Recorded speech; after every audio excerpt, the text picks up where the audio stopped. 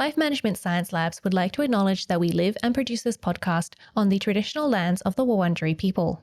We'd also like to acknowledge the traditional owners of the lands of our listeners and our international colleagues. We'd like to thank and pay our respects to their elders past, present, and emerging.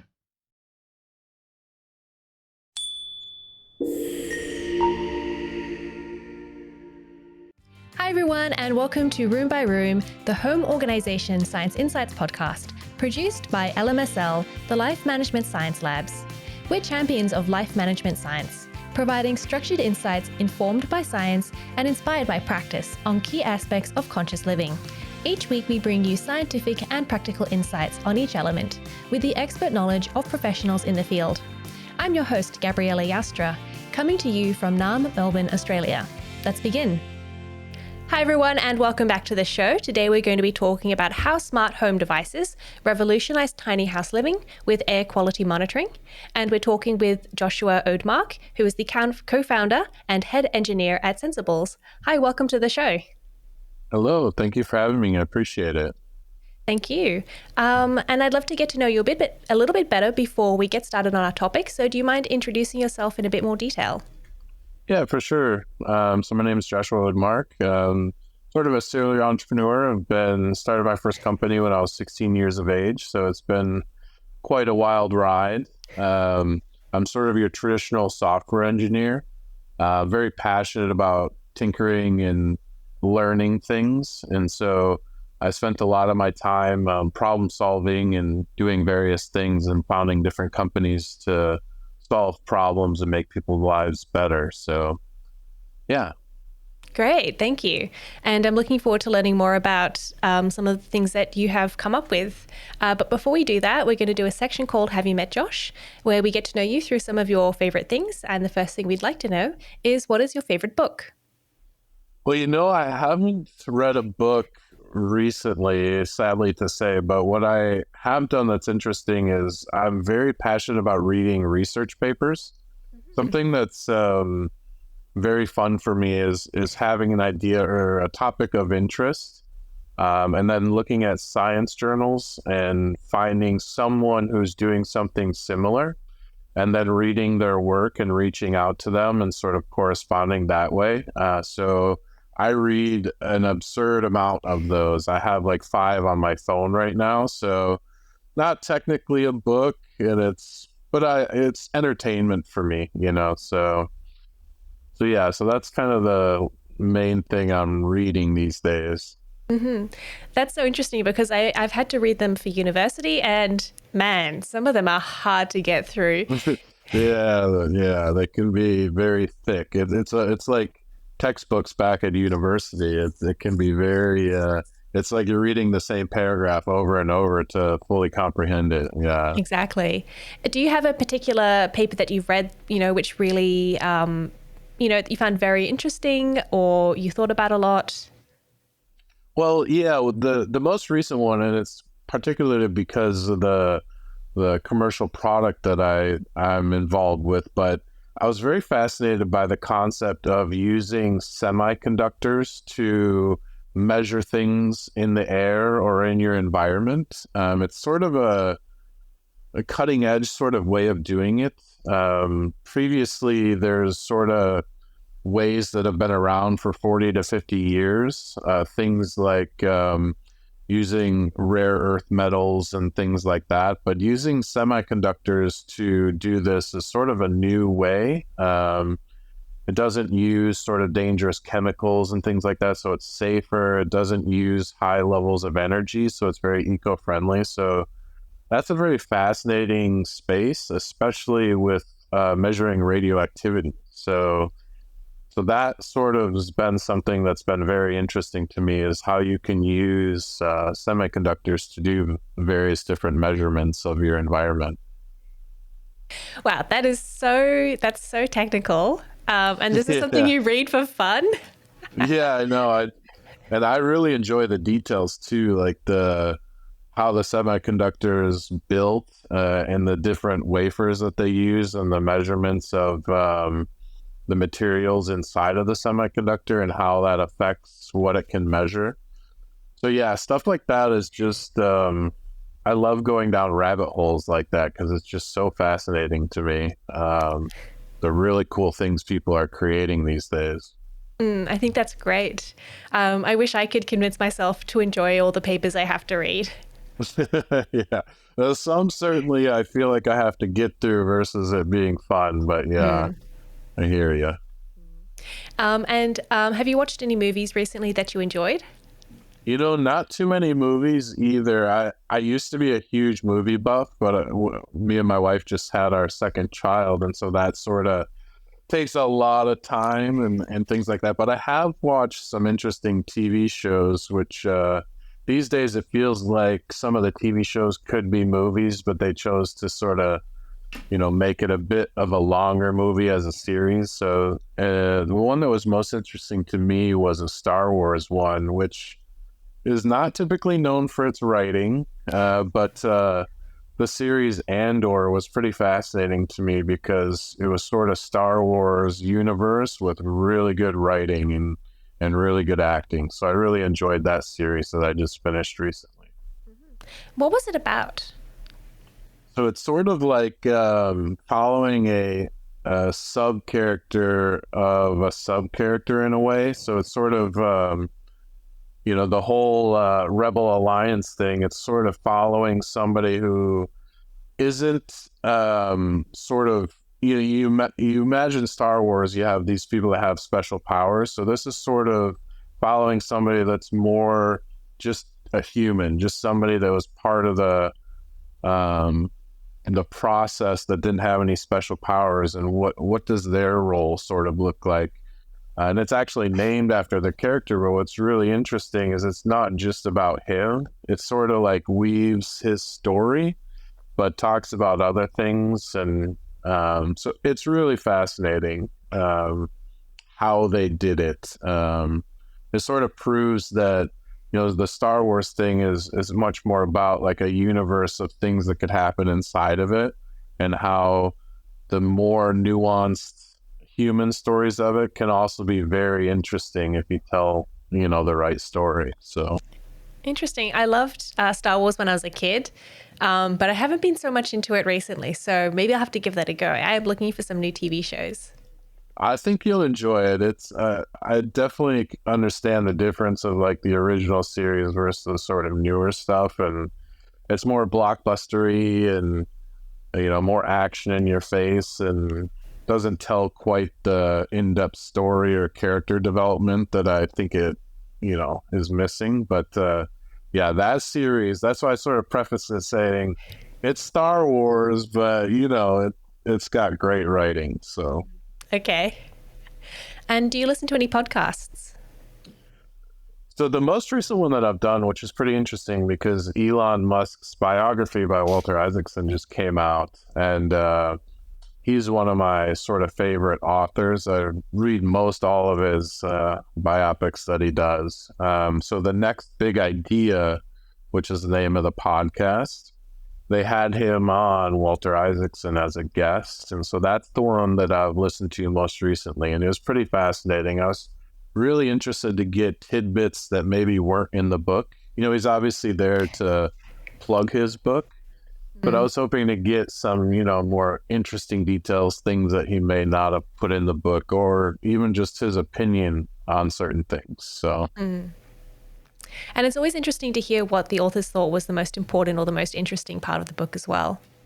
Yeah, exactly. Yeah. And, he's got an interesting approach where he gives the subject no authority over what he does. It's sort of like, if you agree to this, I'm going to say what I'm going to say, which can be very dangerous, In the Steve Jobs book, for example, he was pretty, brutal about some of the things that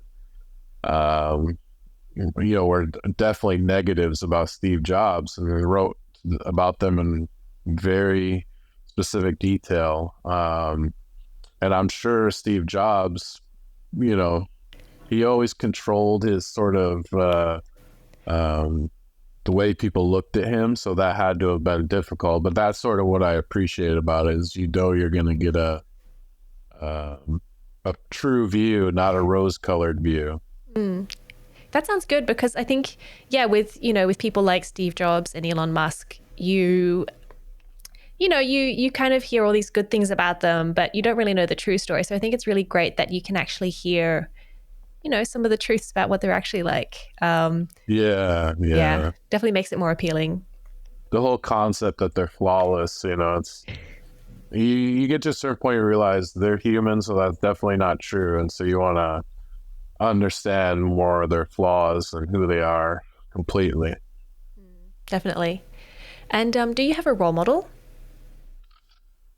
Yeah, I guess we're just talking about it. So Steve Jobs, he's sort of loosely a role model. Again, it's he had a lot of flaws, but I really looked at him as a role model because some of his quotes or his videos when I was younger, it really had a big impact on me. Like, for example, he talked about how he looked at the world around him and understood that everything he could see was created by people that were no smarter than him, which was, his words.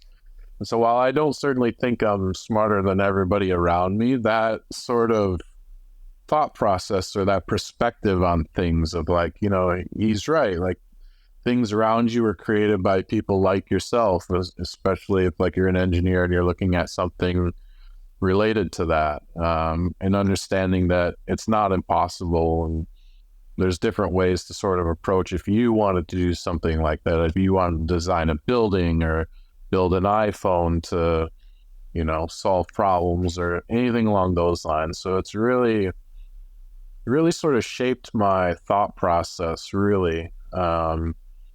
But I don't sort of like look at him as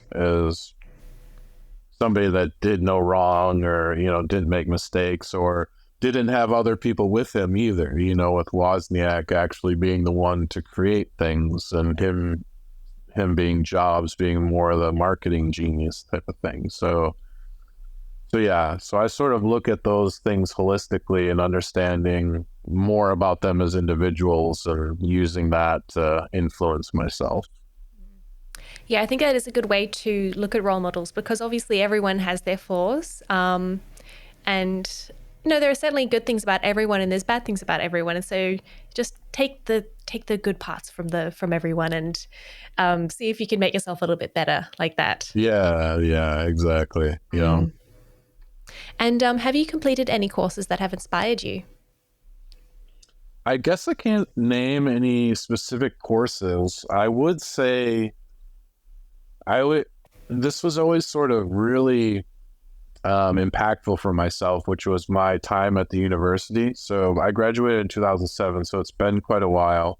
But I sort of went through a change there. It's probably a combination of being challenged academically, meeting new people, new responsibilities, and things of that nature, where I sort of understood my place in the world. So I think, I can't tie it to a specific course. There were certain my advisor and some teachers and things like that were especially impactful. But I always like to say I wouldn't trade my college degree for any amount of money. And it has nothing to do with my actual degree. It's sort of the transformative process that I went through while I was there. It's sort of like new perspective on the world. You can't go back to seeing things how you previously saw. You're sort of forever changed. And so the best way I can sort of describe that feeling, and it's completely different, but I feel like it's something that a lot of people can relate to. It's when an astronaut who goes to the International Space Station or leaves, goes into Earth orbit and can sort of look down and sort of understand how connected that sort of makes you feel and how overwhelming that is, and how country borders seem so frivolous and that sort of perspective. So, so it's sort of akin to that, but obviously very different. But it's sort of that transformative feeling. But there was no specific course I could sort of point to. But the educational experience in general, yeah. Yeah, I think that that's something that I think that I've experienced something similar going to university. It's just the environment where, you get to learn, you have a bit more freedom, you get to meet lots of different people. I think it's just that combination, combine that with, the fact that you are getting a little bit older, you're no longer in school and you're just a bit more mature. And I think it's that combination, which is so amazing, that really changes your perspective. Yeah, for sure. It's like, yeah, it's also the challenge of like becoming who you want to be and not knowing and exploring and figuring that out. And yeah, it's a very Exactly. fascinating time. Mm.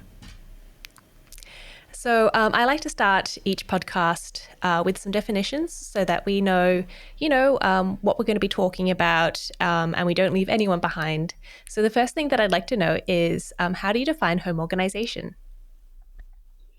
Well, that's sort of interesting because I would have given a different answer before I had kids, but I was sort of the anti-schedule, anti-routine when I was sort of younger. But as I sort of grow older and have kids and have to accept routine and things like that, I sort of view home organization as things that increase efficiency and productivity, and optimize really overall health, because you spend so much time in your home and things like that. So that's sort of how I view home organization, as the efficiency and productivity of your daily life.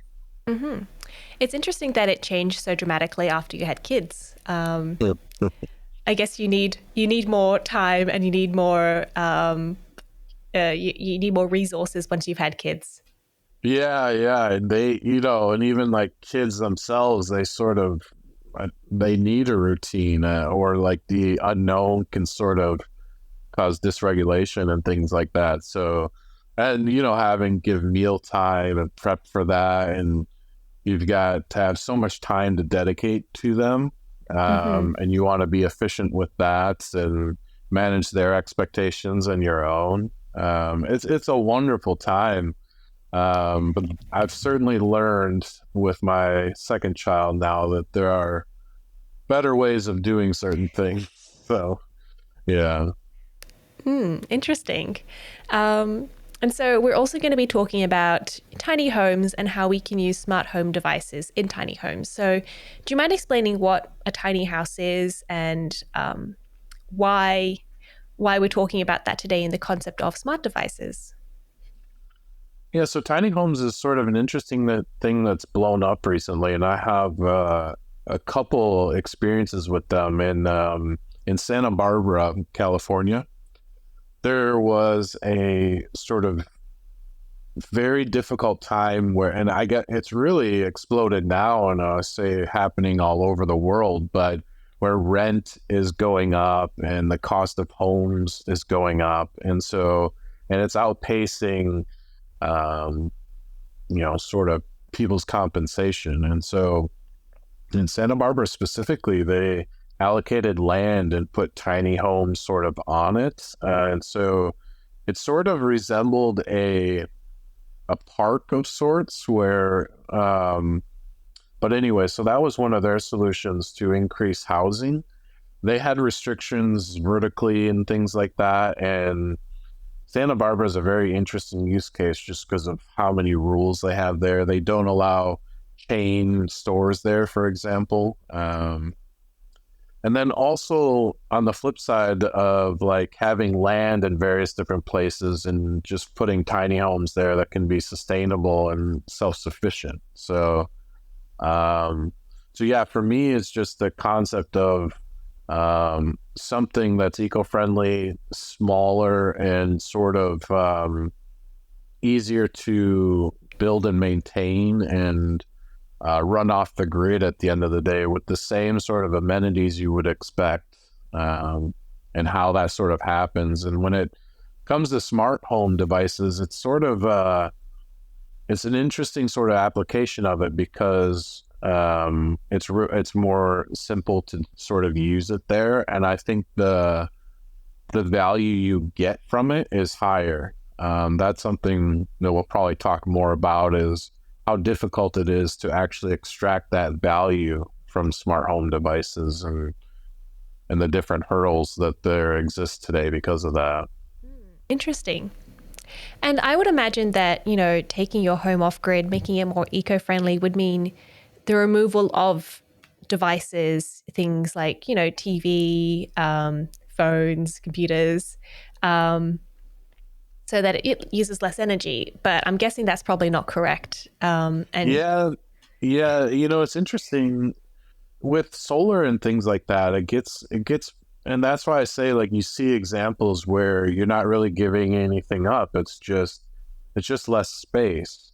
But if you sort of rethink about how you do things and be more efficient, like having a single space serve multiple purposes instead of in a traditional home, you might have a den, a living room, a kitchen, but sort of thinking about those, okay, what if those all existed in one single place? How would you do that? Where would you put the TV? Would it have to sort of fold into the wall? And if it is solar based, you certainly can't draw the same power you would be using in a traditional home, but that is a double-edged sword. But you can sort of argue that is the way you should think about it, is to be more energy conscious. And so what are some challenges that people face in tiny houses?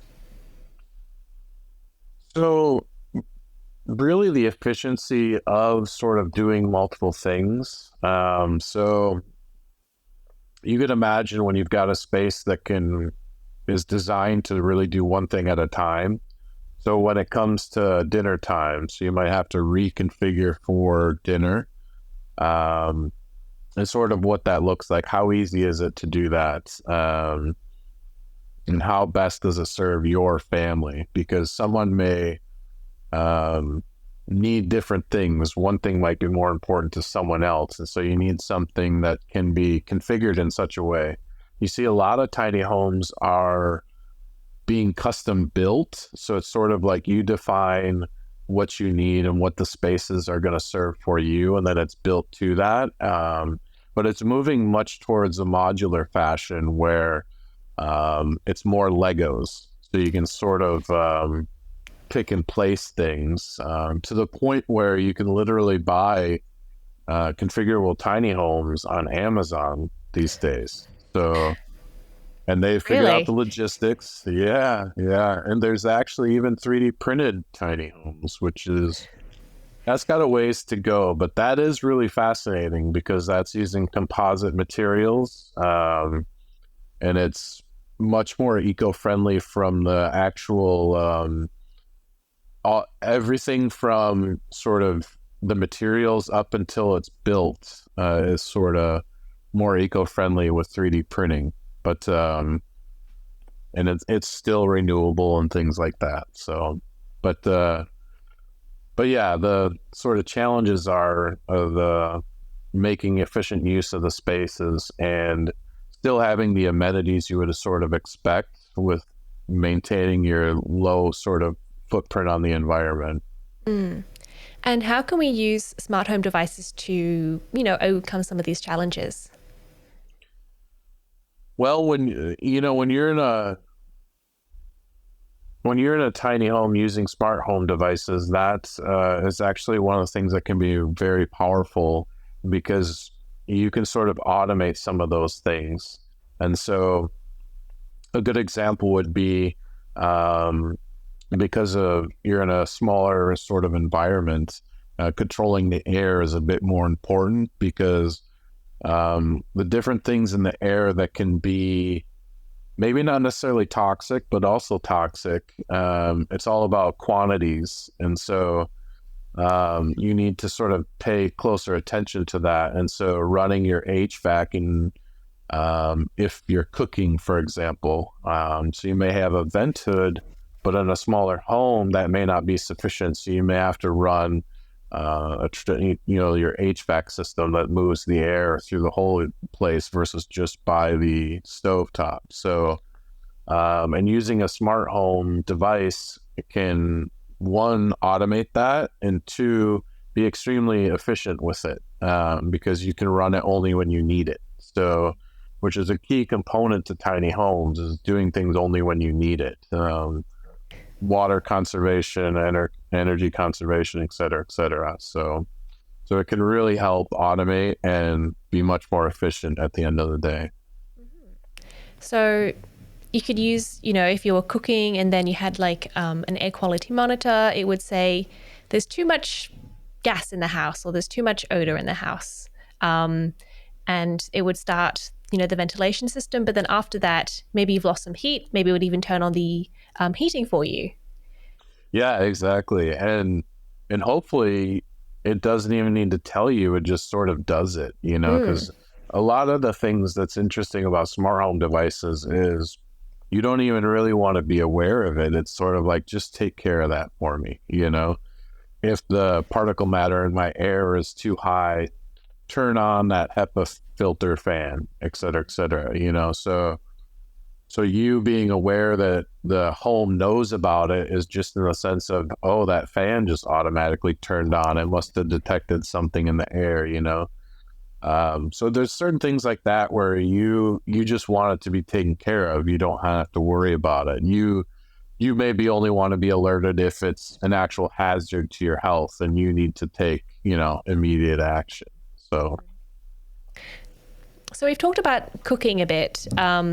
And I think the thing is like when you're cooking, you kind of know that stuff is going in the air because you can smell it.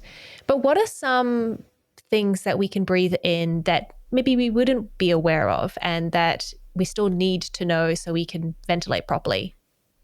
On my journey through this, which started when I had my first child, the immediate thing I thought of was sort of what got a little obsessive about how to create the best environment to literally bring my child home into. I want to have optimized humidity. There was things I didn't even know about. About the traditional things, maintaining a proper temperature, and but there are a lot of things that I was not even aware of that was shocking. One is carbon dioxide. So a really interesting study is when carbon dioxide reaches 2,000 parts per million, which happens very quickly in almost every setting because we exhale it constantly. It actually drops your sort of productivity or capabilities. Imagine like doing a math test or something that requires sort of deep thought or relatively deep thought. It impairs your capability by 50%, which is from a Harvard study, which is pretty shocking. And I sort of thought about that in a work environment and productivity from employees and things like that. Like, that's a shocking number. What was even more shocking is how easy it is to get to 2,000 parts per million. So it makes you sleepy, it makes you tired, it makes you sort of not want to do things. It doesn't turn you into a procrastinator, but it sort of gives you those feelings, So there's things like that I was not even aware of, of course, in retrospect, you're like, okay, that's kind of obvious. If we exhale it, we sit in a small room for 3 hours, like that number's got to go up, So unless you're, have a window open or something. So if you're just sitting in a closed room even with an HVAC going, that would help, but that doesn't alleviate it completely. So there's lots of things like that, or the things that you can't smell, like carbon monoxide, and stovetops emit that. So, and a shocking number of things emit that. When you're doing RV and stuff like that, and tiny homes are sort of in that realm. They may have a generator or something like that, water heater, etc. So many things emit carbon monoxide. It's shocking. And so there are things like that too that can just sort of slowly come into your environment. When I sort of started into this, I think there was over 20 things I was sort of shocked that can slowly build up. Cleaners, so VOCs from cleaners.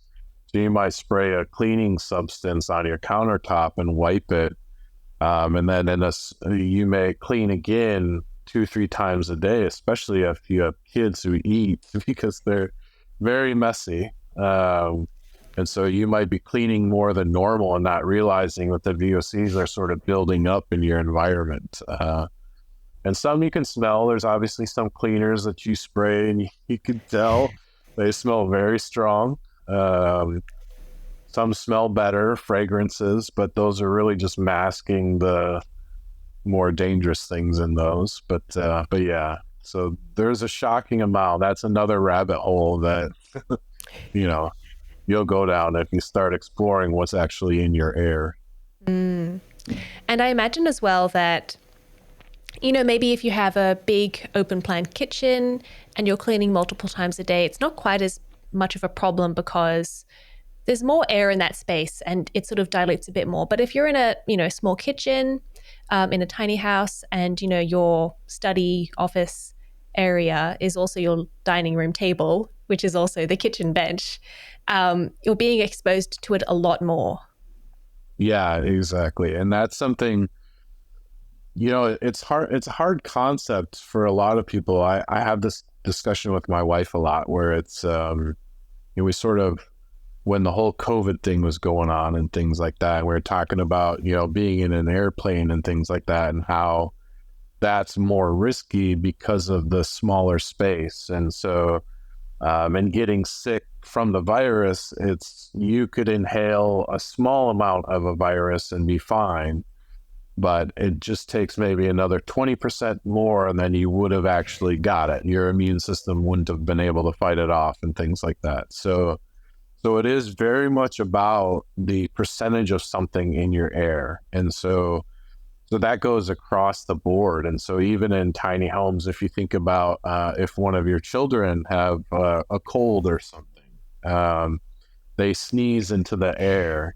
When you're in a larger space, it dilutes pretty quickly. And so that's sort of where that 6-foot rule came from that CDC was talking about with COVID and things like that, is because in your traditional amount of space and the amount of movement of air, that should be far enough where if somebody sneezed, it wouldn't, cause you to get sick, even though strands of COVID would go into your body. And I'm certainly no scientist when it comes to that, but yeah, just the sheer amount of percentage of things in your air matters a great deal. And so the size of your space, directly influences that. Mm-hmm. And so, obviously monitoring systems like the one you've created that can help to, make sure that the what's happening in the air is good for us and not harming us. So how do they work? How do the systems work? So it's really fascinating. They work in a lot of different ways. And, that's part of something that I'm very passionate about, is how to actually do that and how to do that accurately and cost effectively. Because there's certainly equipment that, might cost $20,000 US, which is like, well, nobody's going to put that in their home, so it has to be cost effective and small and things like that. So, but there's a lot of really interesting technologies out there. For example, radioactivity. So here in the United States, and I know specific parts of various parts of the world, radon is a very big deal. So it's naturally emitted from the earth.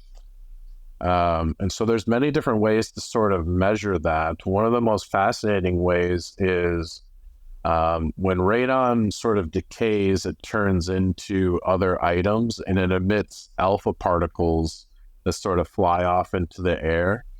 And so those alpha particles have a very precise measure of energy.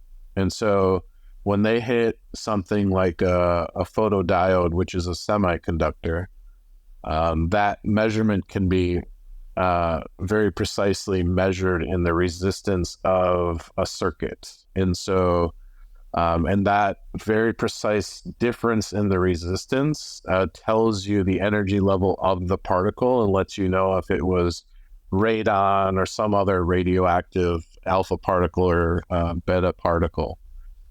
So it's really sort of fascinating how you can do those certain things when you understand what the actual radioactivity is. And then when it comes to other things, a very traditional way is we know that certain things react with certain chemicals in a very specific way.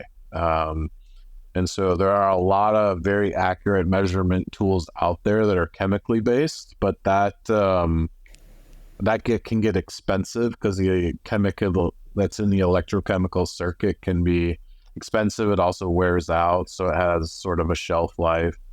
And then there's traditional ways where just a piece of rare earth metal, when certain particles hit it and there's electricity flowing through that metal, it changes in a very precise way.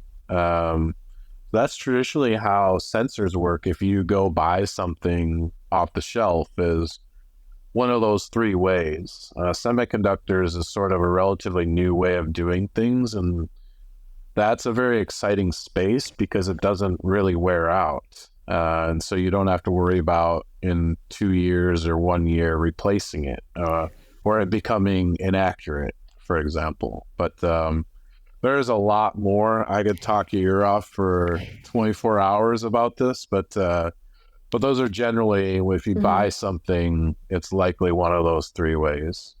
Okay, so if you are looking for one, how should you be picking one versus another one?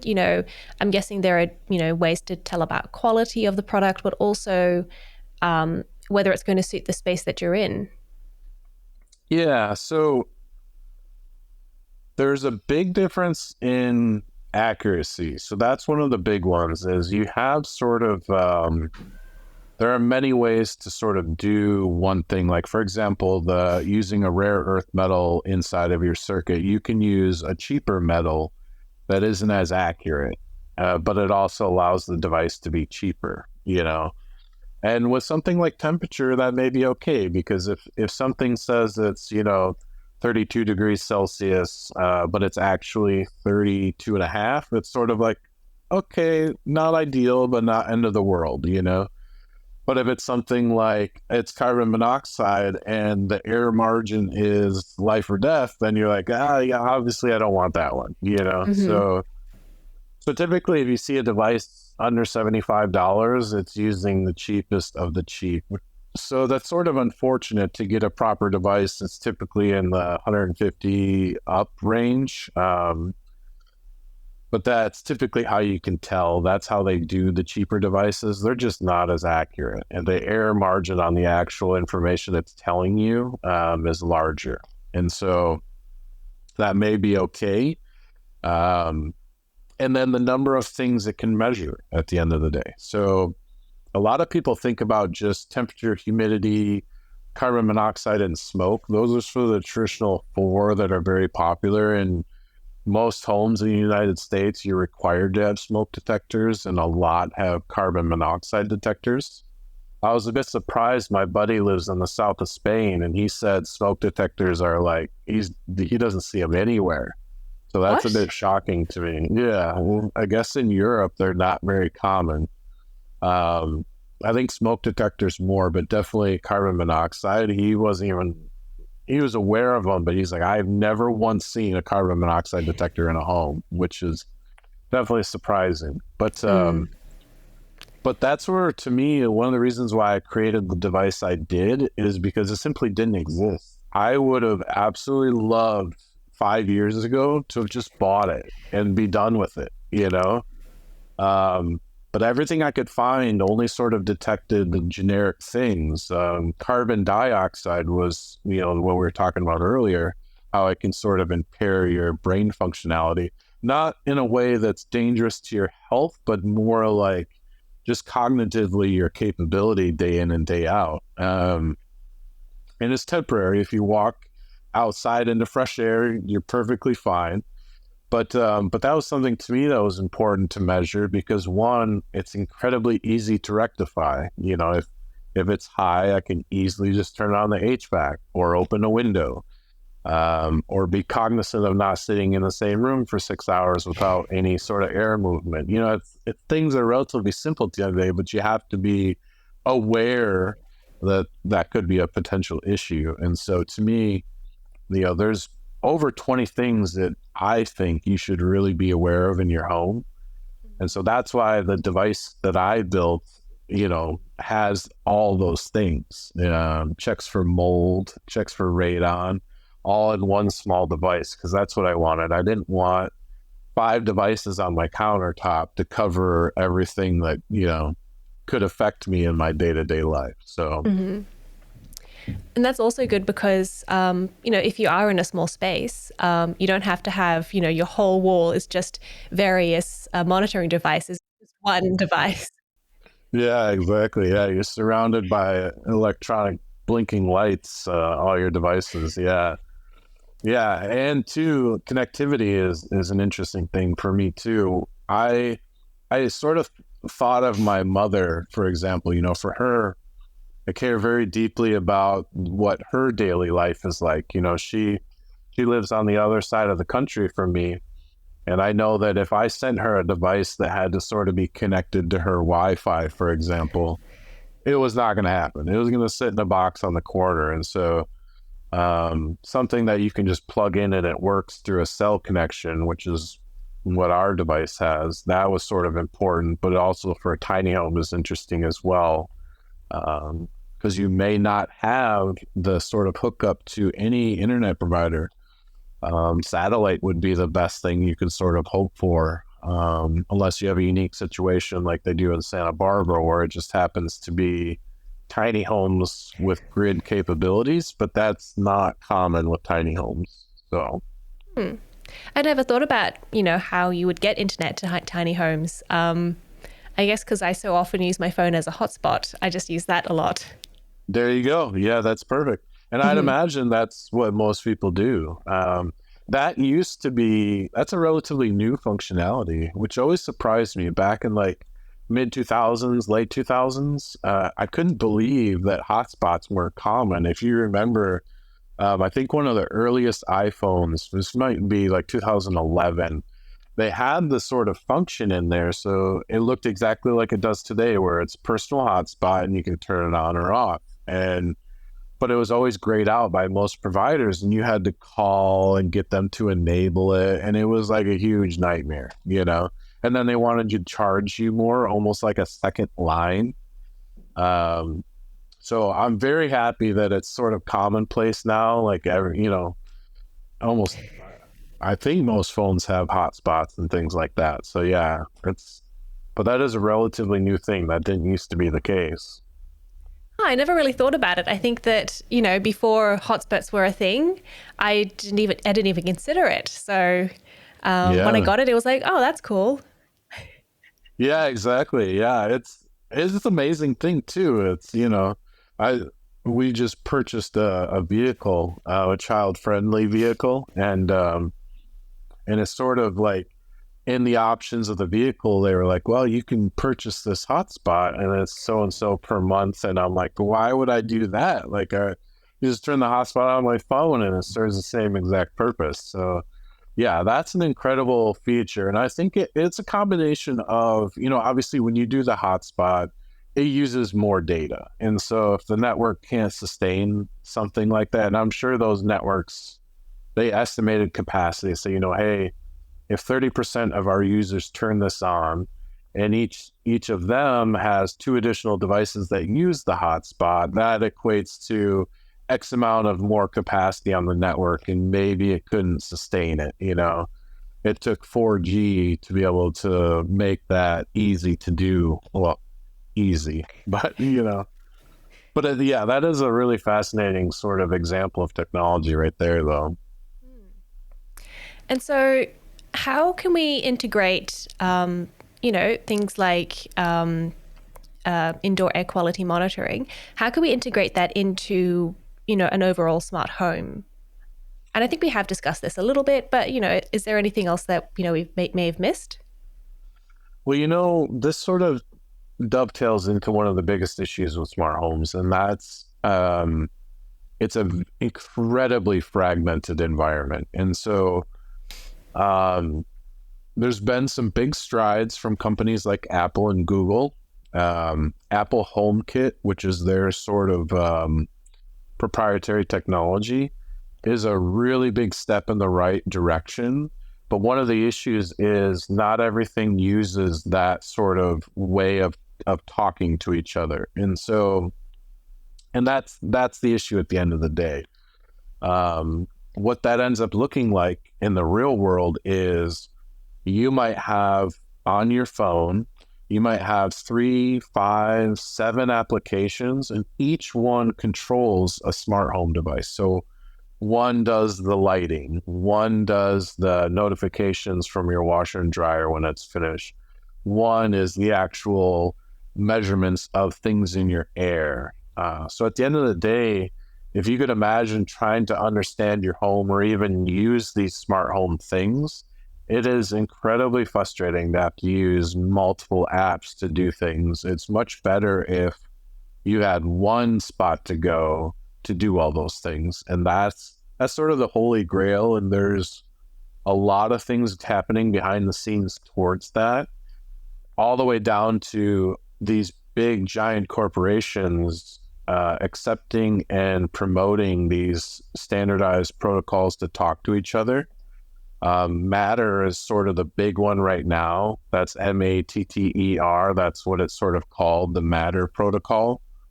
And that's really just a way for two programmatic things or two inanimate objects to be able to talk to each other.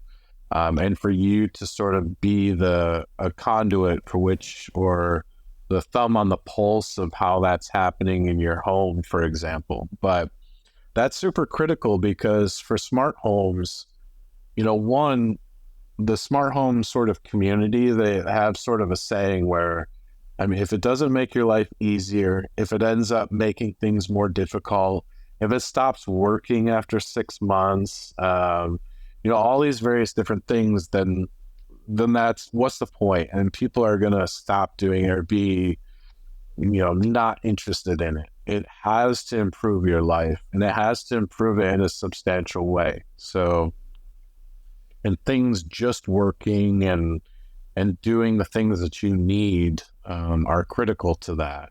I like to use the example of my wife. When we were thinking about smart home devices, specifically in this example, lighting, she was very concerned that she didn't want it to have to be frustrating to turn a light on.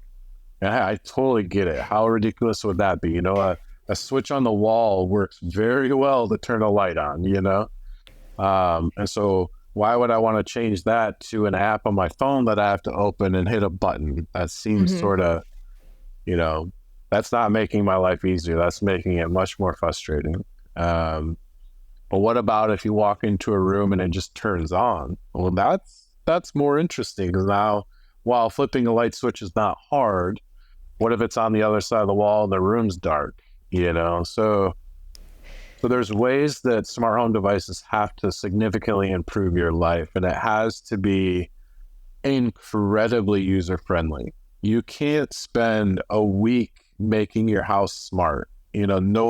Nobody's going to dedicate that time because it's not going to provide the return on investment. So, or in this case, the return on your time investment. But yeah, so it's got to be simple, and it's got to provide immense value at the end of the day.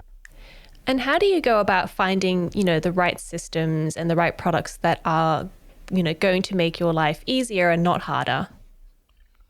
I wish there was an easy answer to that. That is exactly the problem. It's why it's not ubiquitous. It's why it's not everywhere. If it was just that simple, everybody would be doing it, because it really is amazing the stuff you can do. But considering where things are today, the things I would be conscious of is a single ecosystem. And so, for example, commit to something like Apple HomeKit. And so buy devices that can work with Apple HomeKit. And that's especially helpful if you already have an iPhone, because it typically is an app that runs on your iPhone, the HomeKit, so that you can control all of it from a single spot.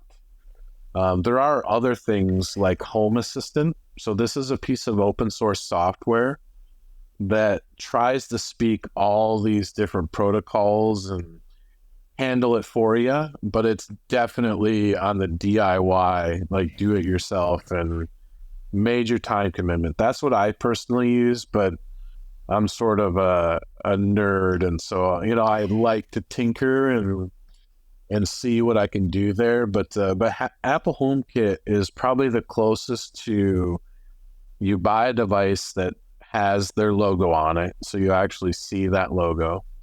And then you pick up your iPhone after plugging in that device, and it will almost always typically find it for you and walk you through sort of adding it to your single location where you can control it and see notifications and let it provide value to you. So that would probably drive my decision today. And it really hurts me saying that, because I would much rather say buy the thing that like does what you really want it to do. Like, for example, the Philips Hue lights are incredible. They can do like millions of colors. You can set like brightness and colors and scenes for your home and make the lighting do really cool things. You can actually sync it with a movie that you're watching, and so your lighting can sort of follow the lighting of the movie. It's really cool, but my goodness, is it a chore to set up. And so that's why I would say, like, you do forego some of the cool things, and you might see a device and be like, oh man, that's really cool. I love the value proposition of that. But it has its own app. And so to use it, it just, at the end of the day, when you're months into something providing you value, you may find that, oh, I accidentally deleted that app, or it's on page 7 and I never look at it. That's why, to me, where you almost have to pick a technology like Apple HomeKit and then commit to devices that only support Apple HomeKit. Mm-hmm. So that might be buying a washer and dryer. If you want a washer and dryer that's sort of a smart washer and dryer, or a TV, find something that supports that technology. Because the worst thing you can do is spend that extra money for something that has those features and then never use them, Yeah. So then you're just wasting all around. So very interesting. I think that I have been in situations where, I've got 2 or 3 different apps to do different things on my phone in my house, and it is very annoying. And it would be great if they were all connected. But at the moment, investing time and money in improving that isn't, I guess, more than it would be to change everything or to keep it. But I think if you are looking to set up your home more, it would definitely be worth it. Yeah. And I think too, that's just a big obstacle on why you don't find many smart home devices in a home, or if they are in the home, they're not in use. And part of that is because of that sort of difficulty in the journey of doing that, and setting up actual automations from the smart home devices. The whole point of having something smart is it's capable of doing more, leveraging it in some way for an automation or an additional feature that you're after and things like that. So, yeah. Is there anything that you wanted to talk about that we've missed?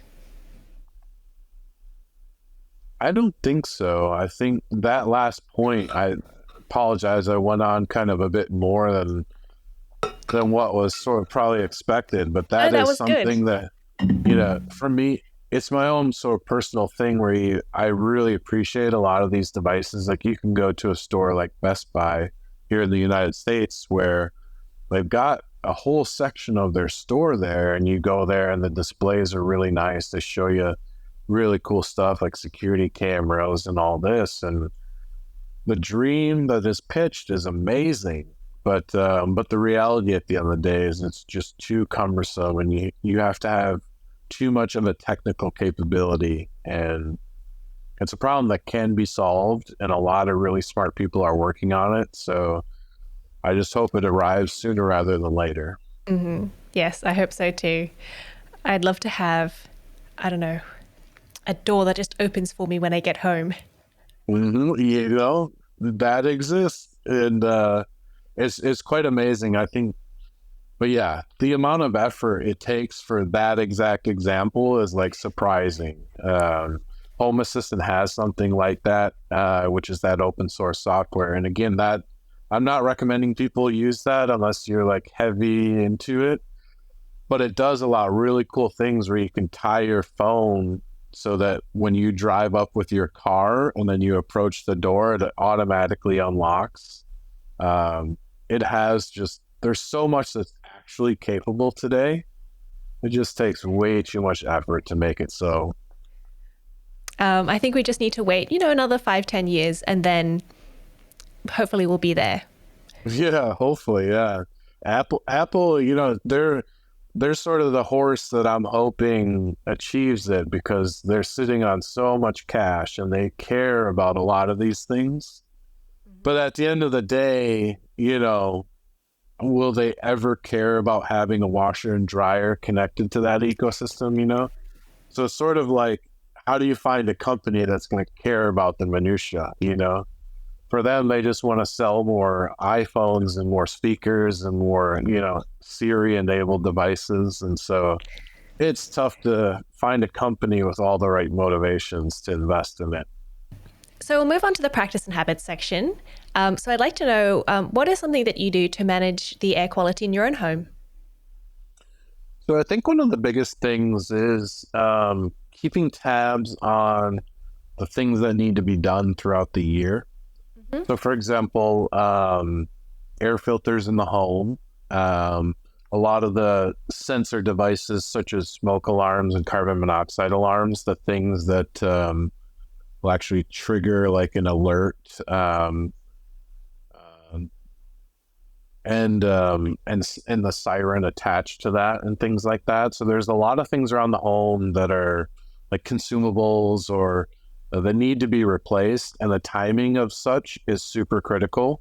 So for example, with an air filter, if you go past the life of the filter, it's not like you would notice immediately. You wouldn't be able to detect that, there's, it's not filtering out as much pollen or particle matter, so there's things like that. Whereas with a smoke detector, it does start chirping at you. But I can tell you, having kids now, I had this happen relatively recently, is when one of the batteries sort of dies, it'll sort of chirp, or if it gets too dusty inside of a smoke detector, it'll create false alarms. And it happened at like 11 p.m. or just after we got our child to bed, when they were sort of a little sickies. And so they're going to bed later than usual, and it was hard to put them down. And then this alarm goes off and boom, they're awake, and you're trying to find a ladder to get to it's like a nightmare if you don't manage it properly. So that's something that we take very seriously, but it's not easy to do. Surprisingly, setting something to remind you every 9 months for, an indefinite amount of time, it should be easier than it is. Mm. But that's something that I definitely see incredible value in, and I should have done a lot sooner than I did. Do you recommend maybe setting up an alarm on your phone or a notification on your phone, or going the old-fashioned route and getting a calendar and doing it that way?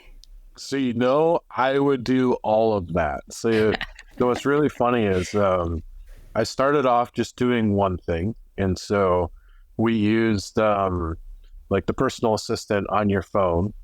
Mm-hmm. But you occasionally, sometimes and this might be an issue with the personal assistants, but if you change phones, sometimes that stuff can get wiped out.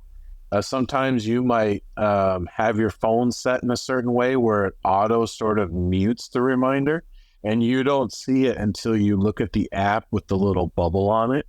And so we found that that wasn't a foolproof way. So today we use Siri on Apple.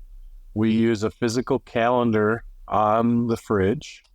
And then I also use Google Calendar, which has been the most effective way, because that lets you, you can basically have one calendar with a bunch of different, it's accounts at the end of the day, like an email address, but it's also like, it can sort of like create as if your home was an account on your calendar. And so the bubbles are different colors. And so you can filter by it. So that's actually been the most effective way. But my wife loves to use the physical calendar. And then she also uses Siri for ad hoc stuff. And then I live and die by Google Calendar. I put everything on there. And because I actually automate a lot of stuff with that Home Assistant software, it ties into Google Calendar. And so for me, I can do a lot of sort of automated stuff. And a good example of that is we actually have that functionality that you were interested in where it'll auto unlock your door. But to do that, you have to have batteries in the lock, because it's really hard to like physically wire in a door. But they only last like 3 months because it's a very sort of hard thing. And so I have my system, when it detects that battery get to 10%, it auto creates an event on my calendar. And since my work day is driven, I have a lot of meetings every day. And so I live and die by Google Calendar every day from a work perspective. It just made sense from a personal perspective as well. So now it puts an alert right on there, like, hey, change the batteries by this date or you're going to be in a bad time. So yeah. So you really just have to find what works best for you. You need something that can give you an alert that's only once a year, which is a very uncommon use case. And also not something that you have to create every year, something that'll alert you once a year indefinitely. So whatever tool can do that you already use is what I would go for. But those 3 things that, I just mentioned have been very effective for me. Yes, that reminds me, I need to check my smoke alarm. Until it wakes you up at 2 a.m. I think the problem is that it will not wake me up at 2 a.m. Oh, because it'll die? Yeah, it's died, I think.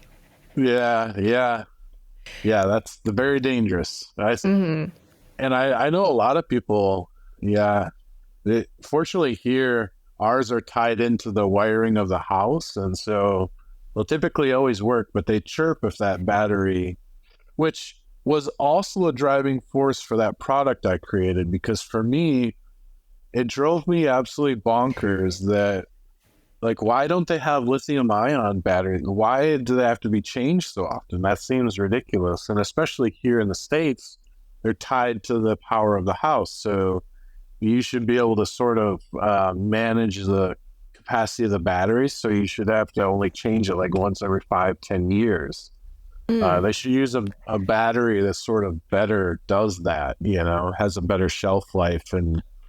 But anyways, and doesn't have the false positives. These are all topics I could talk for hours on, but I can't believe this stuff is not better yet, but Work on one thing at a time. Yeah. Yep. So we're going to move on to the open mic section now. So that's where you get a chance to talk about something that you're passionate about. And it doesn't have to be related to our topic, but it can be. Did you have something in mind? Well, I guess that does dovetail to what we were just talking about. So it really does sort of bother me how smoke detectors are incredibly inefficient. I thankfully have never been involved in a fire ever. But I have had smoke alarms go off. Has to be over 100 times now in my whole life, there's been false alarms that many times, or it was my neighbors. For example, when I lived in Santa Barbara, we lived in this, it was a hotel, and then they turned it into apartments, and it was right on the ocean. It was amazing. I love that place. But the problem is your neighbors you got a lot of them. It's this traditional apartment building, really.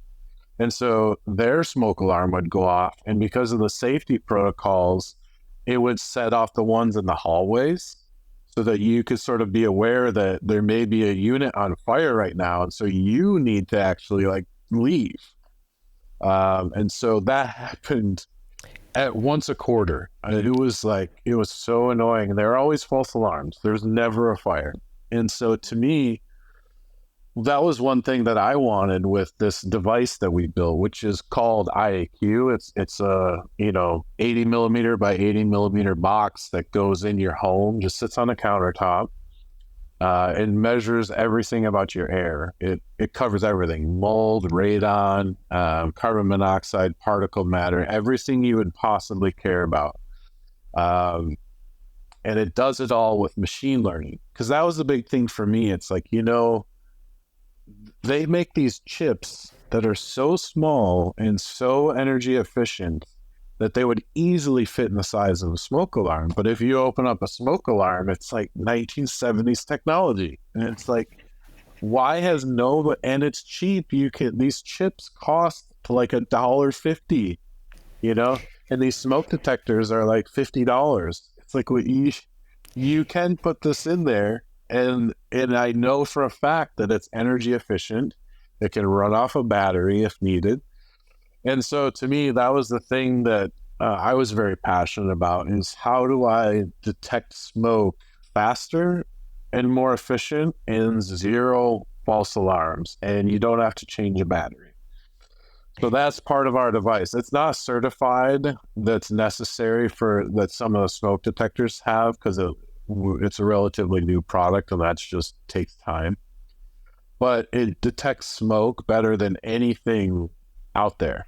And it's because it uses machine learning. Machine learning is incredibly good at these problems. Things like detecting something in your air, it seems complicated, but at the end of the day, it's not really, And machine learning is able to really just get rid of the false positives and detect it faster, because it's just better at that at the end of the day. And there's nothing special about it. It's machine learning algorithms that have been popularized by Google and things like that. Things like deep learning neural networks used to be very difficult to do 5 years ago, but it's not anymore. They're ubiquitous. They're in your home probably right now, and you don't even realize it. So they're certainly in your phone. Every iPhone has incredible multiple deep learning networks running at all times. Siri is just one of them. If you ever text on your phone and it starts to predict your acronyms or the cute nicknames for your friends, that's an example of a deep learning neural network on your phone. So they're everywhere. They're in your text messaging. So they should be able to be in your smoke detector, causing you, to be safer. And so that was sort of my thought process, is this could be done way better, and it should be done better. We shouldn't be relying on 1970s technology to protect us in, this year that we're in. So that's kind of what my device is that I built. Is it detects over 20 different things, and it uses machine learning with those sort of three approaches that I mentioned earlier. It just does it better than anything on the market. Everything you buy right now uses the basic way of sensing those things. And so it's really not much of an improvement besides a new data point if it does humidity, whereas the thing you had before didn't do humidity. That's your only gain. But with our device, it's humidity that's accurate and, better at the end of the day, plus mold, and which in and of itself is interesting, because detecting mold in the air is very difficult, because there's many different types of molds.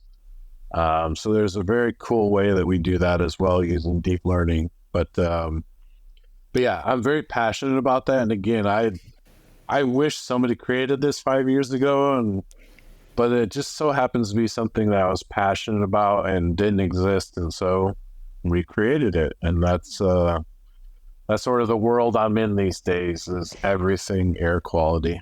Thank you for sharing. I do have a question about the machine learning. So, So I know that when we were in our place, we were told that we didn't actually need to have a smoke alarm in the kitchen, just in the hallway near the bedrooms, because if it was in the kitchen, it would, go off every time we cooked. But you were saying that your device just sits on a table somewhere. Presumably it should be, in a living area or like in a kitchen, because that's where a lot of the, particles will be produced. But will the machine learning, learn that this is what happens when you cook and that this amount of smoke is fine? exactly. Yes. So it hurts my heart that somebody told you that. And I totally get it. It's kind of like, hey, this device, if you put it in your kitchen, it's going to go off once a week. So don't put it in your kitchen. Like that's effectually kind of what you have to do, because like that's the only device you can buy. So you have to sort of adapt. But that's kind of exactly to my point. It's like, well, no, there's a way better way. You can make a sensor that knows the difference. That's the better thing to do there, So that way you can put one in your kitchen and in the hallway. And then that's where cost comes in. That's where, to me, it's like, it not only has to be a great device, but it can be super expensive so that people could put them everywhere, if you wanted one in every room. So yeah, that is exactly why machine learning is valuable, is because for even a human looking at that data would be really hard to be like, okay, that's in the kitchen, or that's a stove that's lit right now. That's what that reading is. That's incredibly hard. It's like giving somebody all the different sodas in the world and saying like, tell me which one's which. It'd be probably very few people in the world that could do that. Someone that loves soda or, what have you. So, but machine learning, that's exactly what it's great at, is it can make sense of those numbers and understand that series of readings is a stove that's burning right now. Whereas this series of readings is drywall on fire, for example. So, and that is possible. If you think of, just to give you a little sense of what that actually looks like. So the way our device actually works is it uses, it shoots a laser through a small part of air, and then it deflects it in multiple different ways and then accepts it back at a sensor. And so basically it's mapping that small piece of air to see how many particles are in the air and the size of the particles. And so when you burn something, you can sort of see smoke, and so that's sort of the concept of what the sensor is doing. Is it's using kind of like what your eyes do with smoke, but way more advanced. So it's understanding the actual physical particle in the air, how big it is, and how many of them and how far apart from each other they are. Because it's really fascinating, is when you burn different items, that all is a signature. It's almost like your fingerprint on your finger. It has a sort of digital signature to it. In machine learning, deep learning neural networks figure out that, okay, this is actual fire, and this is somebody's cooking, a steak on the stovetop or whatever, Not that it can discern that you're cooking a steak versus chicken, but it's the concept of, this is a stove for normal and this is not normal. Okay, great. Thank you. And if our listeners want to find out more about you, where can they find you? So I have a website. It's a little old and dated, but it certainly still works. And you can find that just at joshuaodmark.com. So just my full name. So that's just sort of some musings. I put some pictures up there about me, some blog posts about the stuff I'm working on and things like that. And there's my email up there if anybody wants to reach out. And then my social channels are also on that website. So it's one sort of all stuff. Everything's there if you want to get a hold of me. So great, thank you. We'll make sure that that link goes into our show notes so everyone can find you nice and easy. Awesome. Thank you so much. Yeah, thank you. I appreciate it. You've been listening to Room by Room, produced by the Home Organization Science Labs, a division of LMSL, the Life Management Science Labs. More episodes like this from across 10 life management perspectives can be found by searching LMSL on Apple Podcasts, Google Podcasts, YouTube, Spotify, and other podcasting apps available on your smart devices. If you enjoyed this episode, please consider rating our show, sharing it, and subscribing to our channel, as it helps other people find it so we can grow and bring you more quality resources. More of our work can be found on our website at ho.lmsl.net, where you can join our movement. I'm Gabriella Joustre. Thanks for tuning in.